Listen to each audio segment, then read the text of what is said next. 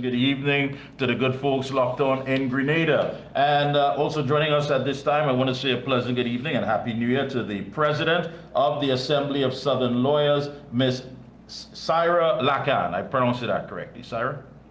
Yes, you have. I Thank you, have. Mikey. Good evening, Miss Lakhan. How are you? I'm fine, thank you. All the best. You have been quite vocal about the SOE, state of emergency, branding it a comedy of errors. And you said that the authorities were ill-prepared in response to TNT's unrelenting crime wave. Now, you know, there are folks who would say, you know, the impression is damn if you do, damn if you don't. Nothing was being done. People were talking about the murder tool. They were talking about all these crimes that were taking place, extortion, home invasion, what have you. Government has stepped up and said, okay, this is what we're going to do. We're going to deal with it. We are going to have a state of emergency, giving us that rights and jurisdiction to go and, of course, after these criminals.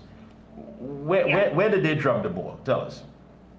Well, I believe it will fail. I'm going to come out outright and say, unless some top gang leader is arrested and prosecuted, or you see dismantling of major gangs, I can't see it succeeding because we've had a state of emergency implemented twice in the past, and it was also unsuccessful in terms of bringing down or reducing the number of murders and crimes. And when you look at the reasons that the state of emergency was really called by the acting Attorney General, Mr. Stuart Young, he indicated that part of it was to dismantle or prevent a bloodbath with respect to a gang warfare or gang violence in the state. But when one considers all of the facts in terms of how the SOE unfolded, there needs to be a National Security Council to take down the gangs, and this would have been shown in the days of Dole Shady, for example, when we had the Pandey regime, and when the Attorney General came in very strong. I think at the time it was Ramesh Lawrence Miraj. I was a young child at the time, and they would have came with a coordinated plan to really go after the gangs, and we haven't seen that done. Instead, we have the SOE call, and the chairman of the National Security Council, Prime Minister, was not present. He then had a conference or press conference in the midst of a state of emergency when he signaled his intention to resign. So, I mean, that is one of the problems. I would say, the chairman of the National Security Council not inspiring that confidence.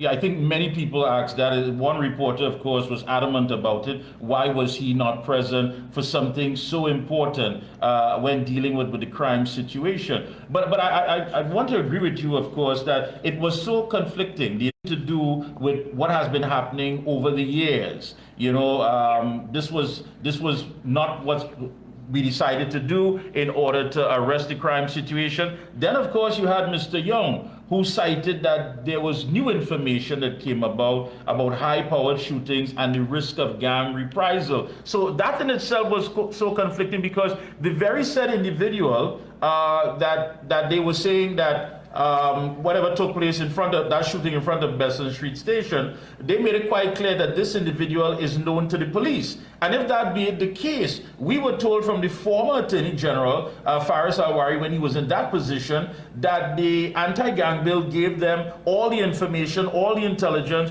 who are these gang members, where they sleep, what they eat, added to the fact that he said that there was a reduction, not only in gang activity, but also in gang membership. I believe he said it was about 50-something% decline. Then why are we dealing with this matter currently, being told that this has to do with gangs and reprisal killings? Exactly, and what makes it worse in this situation is the fact that I would say less than 24 hours after the SOE was called, and there was the murder of Randall Hector, which I think instills even further fear, not just in the population, but in the legal community as well. Because his assassination occurred, I think, less than 500 meters away from the U.S. Embassy. And it's supposed to be at a time when the police and army was supposed to be out in full force in Port-of-Spain and in surrounding areas. So it also shows a lack of planning from the Ministry of National Security. And that also needs to be combined with the TTPS. Do they have sufficient resources and police officers to have so that the state of emergency can have the desired impact? Was it properly planned? Does the DPP have enough resources and attorneys as well, and additional security so that if gangs are arrested, that they can prosecute these gangs and that they can be safe and that there's no threat? So I'm saying that I'm of the view that it seems as I had called it a comedy of errors because there's no plan in my view. Yeah, I mean, even go ahead. What is left to be done in terms of our government? You may ask, well, okay, I mean, what could the government do? I mean, they've called a state of emergency. They clearly they're showing a willingness to do something, but I think it's just not. That willingness should not be just at a national level. It also needs to be done at an international level. There needs to be a more coordinated effort to work with international governments to fight transnational cartels, because the gang violence it stems from drugs. So, for example, I think it was in the British Virgin Islands last year, there was a former politician, Andrew Fahey. He was convicted for conspiracy to traffic cocaine in the United States, and then you had Mexico in 2017 where they had successfully extradited El Chapo. So, I mean, on January the 13th, our House of Representatives will sit, and the President will also issue a statement as to the reasoning why the state of emergency was called. So I think further clarification will be provided in the coming days. But one of the things that will have to be determined as well is whether the state of emergency will be extended pursuant to Section 10 of the Constitution for another 3 months. Whether it is even effective, whether the effect of it, or whether there was any effectiveness thus far since it was called. Yeah, and again, when you made that comment, of course, a lack of foresight and strategic planning on the part of the authorities. I mean, really and truly, you could have said it better, because the Prime Minister said it's not going to be like El Salvador, where someone has a tattoo and they're picked up. Now, bear in mind, today the prison authorities in Trinidad and Tobago are saying, listen, we may not have the facilities, we may not have the space, we don't have the accommodations, but when you talk about what he mentioned in El Salvador, I mean, they had places, institutions already set up, jail cells built, a system in place. So that really and truly is chalk and cheese. Was this simply done just to appease the citizens and say, look, something is being done? And if so, then what's going to be the end result if it is not processed properly? The question has to be asked whether it was called only because it's an election year, because crime has been on the rise for the last 10 years. It has been in a consistent rise for years. And whether there was actually coordinated planning and collaboration among our agencies, including the Ministry of National Security, the Office of the Attorney General, the Trinidad and Tobago Police Service, and the associated intelligence agencies. And it doesn't seem so when you look at how matters are unfolding since the state of emergency was called. Now, the opposition leader made it quite clear that there seems to be an absence of clear regulations, and one of that, of course, being for an opportunity to get some redress, to say, listen, my rights have been violated and what have you. Why is it that the cart is now being put before the horse, when in fact all of these measures should have been put in place to ensure that it's really effective, that once we get these individuals that the police believe have been causing all of this mayhem and trouble, that there will be no, should I say, loopholes, legal loopholes, or any, legal fallouts? But I know that litigation has commenced by one particular person. I guess that would provide some guidance. But in addition to that, there would be a parliamentary debate where some of the legal loopholes may be looked at and it can be tightened.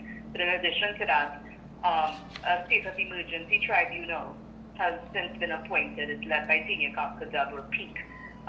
So some provisions were made after, but it's only after calls, and I would say the loopholes were pointed out with respect to what has been missing and since the state of emergency has been called. Yeah. What would you like to see put in place immediately that you believe is going to make this somewhat, successful? Well, I started off by saying if it was called specifically to deal with gangs and gang warfare, I would not want to see just the henchmen at the bottom of the gangs being dealt with. It really should be where persons at the top of the gangs are really arrested and they're prosecuted successfully, and I'm hoping that the appropriate intelligence was gathered in advance prior to the SOE being called. Yeah, and as far as that part, that would instill some confidence in the population if they see persons at the top being arrested with respect to these gangs. I agree with you. And that issue with the inclusion of a gun amnesty in the whole strategy of things. Well, I think it should not have been included, because which gang who is going to give up their guns? That's how they instill fear and confidence, and that's how they manage the gangs in terms of ensuring their continuity. So I don't really see that being of any use in terms of the inclusion of a gun amnesty. I mean, there may be one or two law-abiding citizens who may probably give up their guns because right now, they can be raided. But in terms of the heavily armed guns, I don't see that of being, of having it. I don't think it's going to have any effect, in my respectful view. Yeah, of course, as of the 4th of January, 5 days after the SOE was implemented, over 126 suspects have been arrested, 17 firearms, and over 675 rounds of assorted ammunition have been seized. The TTPS, of course, is deeming it a success. I think that could have been done without a state of emergency. That's just my personal view. There was no need to have one. What we would have expected is a lot more guns to be seized. And in terms of the persons that were arrested, what we'll need to see what would be the guiding point as to whether the state of emergency was successful is whether they're successfully prosecuted. Because one of the problems that occurred from the previous state of emergencies was persons filing claims against the state thereafter for malicious prosecution or for wrongful arrest, etc. Yeah. So we look at any closing comments? Go right ahead. I think time will tell in the coming days as to whether the state of emergency is a success. So it's left to be seen in terms of how our Prime Minister and our National Security Agency and the TTPS manages the state of emergency, because they still have time.